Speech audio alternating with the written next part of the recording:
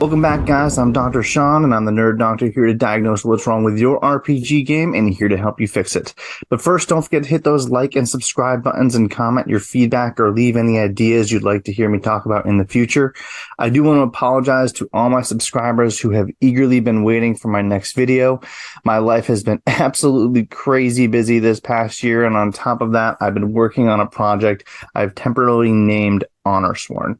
Now, this is an absolute sign of systems. Let me preface this with, I'm not looking to make money off this.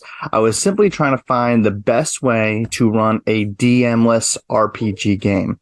Not just for solo players, but for groups. One that took to the simplicity of ICRPG and the love of rolling all 7 polyhedral RPG dice. As I began writing the script for this video, all the information started to feel discombobulated and overwhelming. So halfway through, I just started writing it into chapters and organizing the information to make it easier for viewers to jump through. Ultimately, what I'm just going to do is, in a moment, I am going to put up the character sheet. It is a mesh of, as I said, I took an Ironsworn homebrewed one and I kind of made it my own a little bit. I used the overall template, and I added a few things that I wanted. I added a few things from the ICRPG character sheet, and I just wanted to kind of make it my own, make it simple. As I said, if you want to take the ICRPG game and play that with like the Mythic GM emulator, which is a big thing that I do use in this DM-less RPG, because I think that the Mythic GM emulator is one of the best things you can use for running a DM-less game. You can absolutely do that. I changed a few things because I liked the Ironsworn kind of guide that it gave you and its idea of hits. Same, like, this is a bit of a mesh of ICRPG, Ironsworn, and EZd6. Those are pretty much the inspirations of this game, with using the Mythic GM emulator as the kind of guiding role in the background. So again, I'm going to put the character sheet up here in a moment, and I'm just going to run through what is on here, kind of what its purpose is and all of that. And then I'm going to try to do some shorter videos where I just highlight each and every one of these features and how they work in the game and how you can use them to optimize your character in your game. Because ultimately what I wanted a system that allowed you to be the creative player that you want to be. You know, when it comes to, even with ICRPG, and I know that they're just guides, but Dungeons and Dragons and all these things, there's your class, and your class is, limited to, here's your options. Now, again, ICRPG is a lot better at allowing you to be creative, but I was just trying to take it a step further and really open the reins when it comes to those things, because people love to multi-class, or they love inspirations of a few different things. So I wanted that creativity to shine through when they're building their character and the growth of that character. I'm going to put up the character sheet. What's obvious right off the bat, character, name is right there at the top. Whatever you're going to name your character, I'm just going to skip down a little bit and I'm just jump to hero path. This would be like what your class is, but obviously it doesn't have to be so specific. I mean, if you put assassin, there's various types of assassins out there, barbarian, there's various types of barbarians out there. So you leave a very general term for your hero path. And ultimately your hero path is what your skills and upgrades are going to be based on. But you ultimately get to decide what are those skills that you develop in this character, and what does it mean to you and that character. Your race, you can put that there. And you'll see how kind of below the 20 blank lines, there's the flaw. Now, this isn't necessarily a mechanic that has to affect your character sheet, but I wanted to kind of put something there because I really think it gives a character a dynamic aspect to who they are by having a flaw, like you impulsively steal, or maybe you're weak, and that does affect your character stats. Ultimately, it should be something that your character needs to overcome. A very good example of this is Caleb from Critical Role Season 2. Every time he cast a fire spell, he had to roll, I think a charisma. I'm not really sure what he had to roll, but he had to roll to see, does he stay in the game or does he suffer like flashbacks, PTSD from his, childhood trauma of burning a house down with his parents in it. So it doesn't have to be necessarily be that, but I think a flaw that your character's own personal journey wants to overcome. Again, this can be something that affects your stats or not. What I'd say to keep it balanced is if your race gives you a benefit, it should also have a drawback.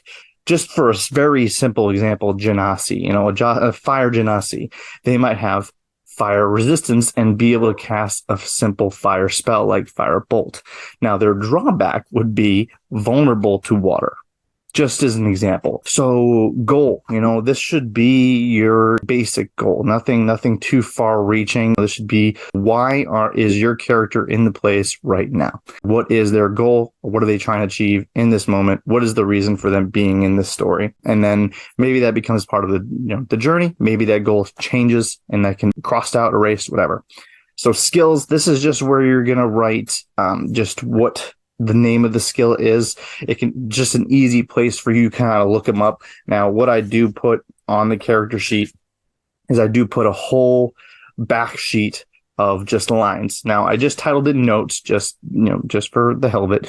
And it's ultimately not meant to be a note section for the campaign. It's supposed to be a note section just for your character's skills, maybe magical spells, just a place where you can elaborate a little bit more. But I definitely hold true to the ICRPG philosophy that whatever your skill is, whatever a magic spell is, it should be, it should not take up more than a line.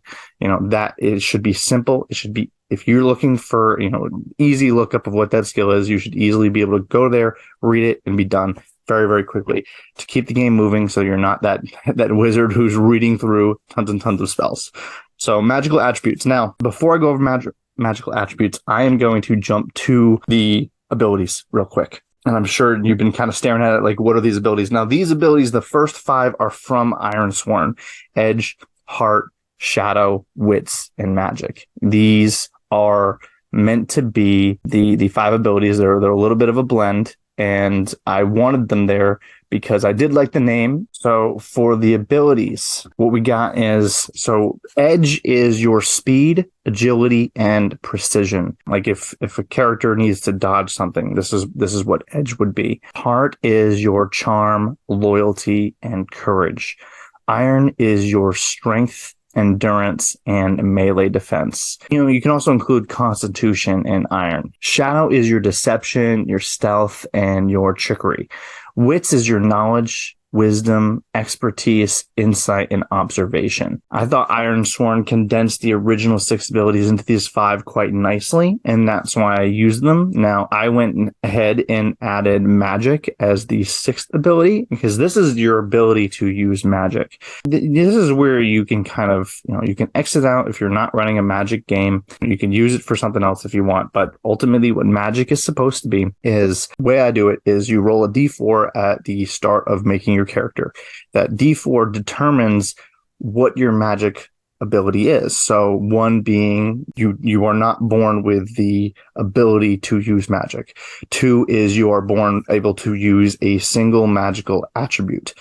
3 is you are born to use the elemental attributes, as well as what I call black and white magic.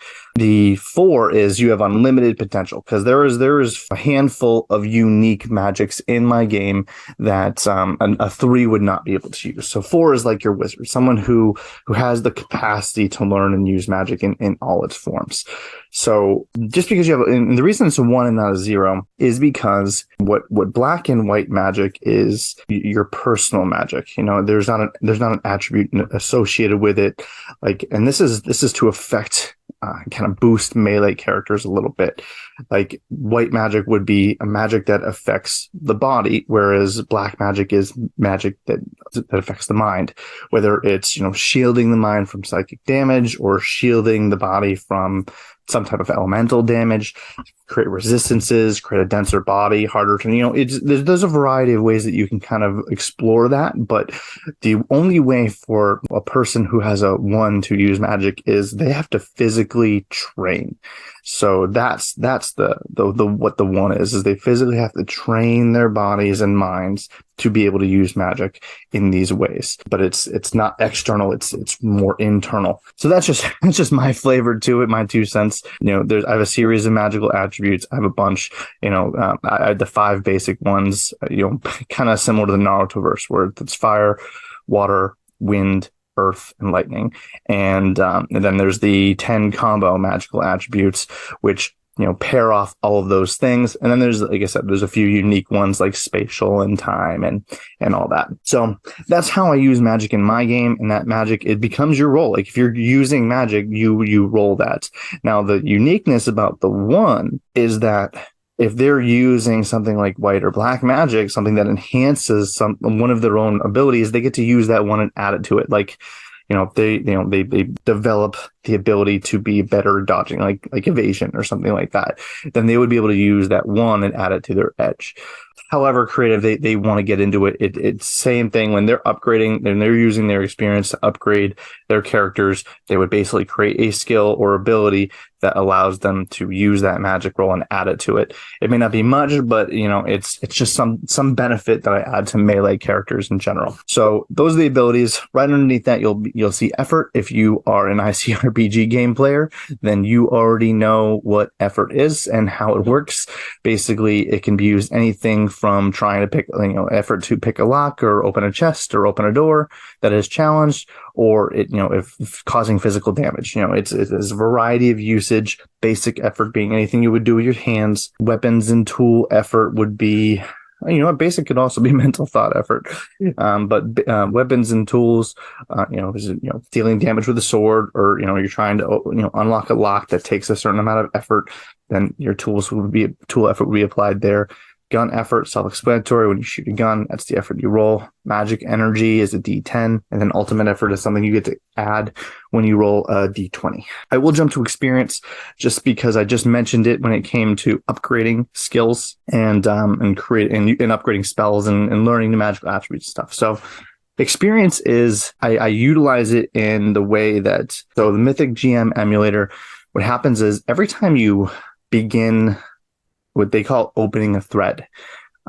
So like you take a contract from the local adventuring guild, that is opening a thread. You have to hunt down this goblin tribe that has been ransacking villages close by. So that thread is open.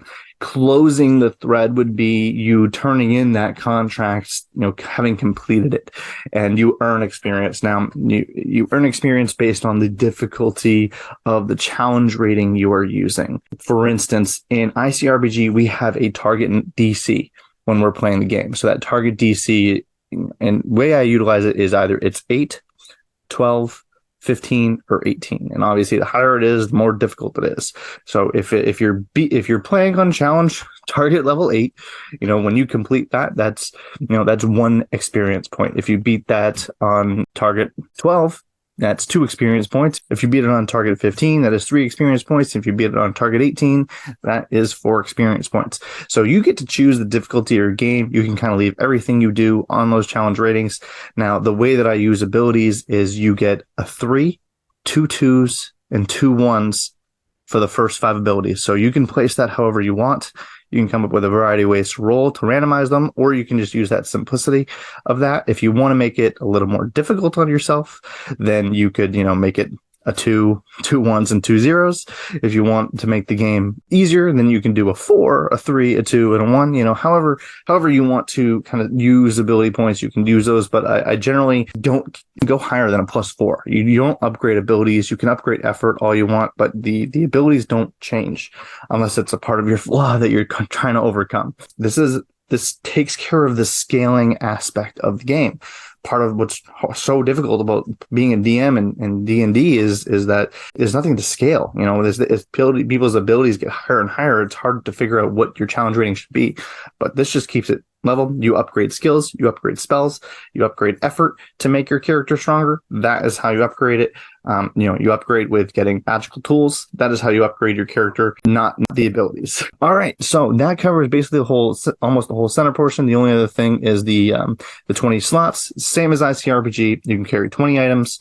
You can equip up to 10 at any time, and this includes spells. You can obviously get items that can hold more spells or hold more items, all that you can use the back for that, but ultimately you can only carry and use 20 or 10 physical spells or items. Underneath that is the abilities. So before I go here, let's go over to health, spirit, and supply. So health, spirit, and supply, this is a way of tracking your overall character's health. Health is the physical health, spirit is mental health, supply is the supplies. Now, obviously, you only can carry 20 items, but we don't want to keep track of stupid stuff like rope, crowbars, rations, and other stuff like that. So you can kind of not worry about some of the basic stuff and let that fall under the supply category. And what the supply category is going to do is if you want to know if your character has it, then you're going to roll supply. You make camp, roll supply, and see what your characters are able to do that day. So again, I use some of the things from Ironsworn, some pre-written stuff that you can do, like make camp. Like it takes that whole concept of rounds with ICRPG and just expands on it just a little bit. What do you guys do with a round of camp? First roll supply, see what happens. You roll supply, okay, you have it. You can use it to heal. You can use it to recover mental health. You can use it to, gather supplies. You can use it to train and use some of your XP if you want. You get to ultimately decide what you do with that round of camp. But that's what that supply is for. If you don't know if you have a crowbar, but maybe it would be a part of the vending pack, you don't know, roll supply. If you roll above the target number, you have that item. If you roll below it, you do not have that item. So it's a great way to check a lot of the miscellaneous things that you don't want to keep track of. As I said, it's spirit and health. I'll get into more detail about how they work, but ultimately, if you're taking psychic damage or if you see another character go unconscious, you're going to roll spirit because you're going to lose spirit if you see people around you go down, or the fear skills or qualities of monsters. You're going to roll spirit, to see if your character stays in the game. There's a lot of varieties of ways to use these two things separately and affect them separately in a game, which can be fun. I use the EZd6 and Ironsworn aspect of this when it comes to combat. Monsters, they deal strikes, and so when you get hit, you take a certain number of strikes based on the difficulty of that monster. I know it doesn't seem like a lot, but once you get to 0 on health and once you get to 0 supply, you start taking conditions like wounded or maimed or corrupted or cursed or tormented. So like when you're at 0, these things start happening. But again, I'll get into more specific on how they work. I know it can sound a little complicated, and it is a little bit more complicated than ICRPG, or maybe not complicated is not the right word, but just a little few more steps. But it adds to the role playing of the game when you use it this way. And again, I'll get into more detail about them. You can kind of use them if you want, or you can go right back to the heart system. You can kind of use this. You can take it and make it your own, have fun with it. At the bottom, we've got mastery, karma, and spellburn.